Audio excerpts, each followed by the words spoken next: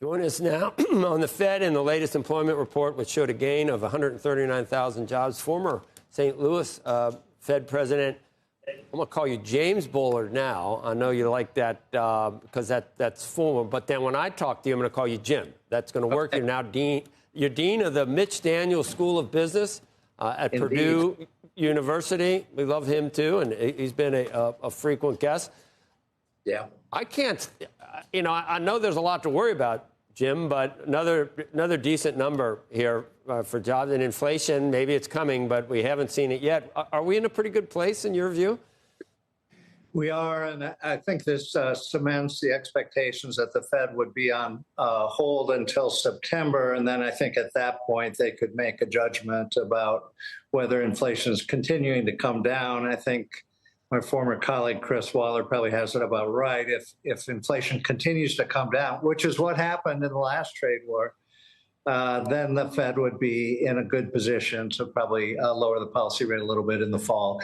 But they don't have to do that. And really, when you look overall at the big picture, unemployment rate in the low fours, upward sloping yield curve, it's and inflation coming down 2.5 on the Dallas Fed trim mean coming down. It's all pretty good from the Fed's point of view.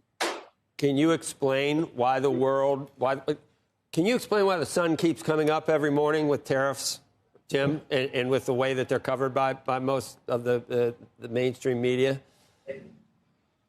Well, I do think it's a global game, and certainly the last trade war with China in particular did slow down the global economy, and I think there are some effects there, and so people are looking for that.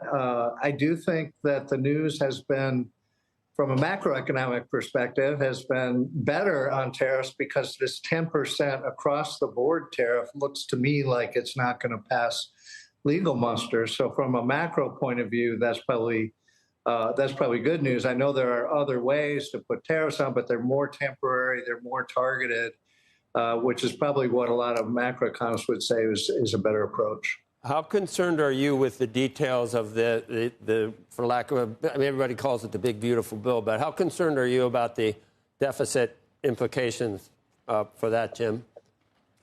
There are, of course, it looks horrible from a deficit perspective, but I would interpret this bill as being more or less business as usual. So the news about fiscal deficits being bad is not really news. That's something we've known for a long time. And so they're continuing that policy. It's sparking a lot of debate about how wise that is, and that's a great debate to have. But I think from a macroeconomic perspective, it's sort of business as usual. That's why markets are able to shrug this off and say, well, that's not really anything different from where we've been. When you said you thought Waller had it right, do you think that if we do see a rate cut, would you call it a good rate cut? In other words, because inflation's lower, or do you expect it to be because of a growth concern rate cut? No, I think inflation will come down a little bit, and the committee thinks that the policy rate is somewhat too high for, it's a little bit above neutral. Why is that? It's because inflation is still above target. So if inflation continues to drift down, and again, that's what happened in the first half of 2019, last trade war.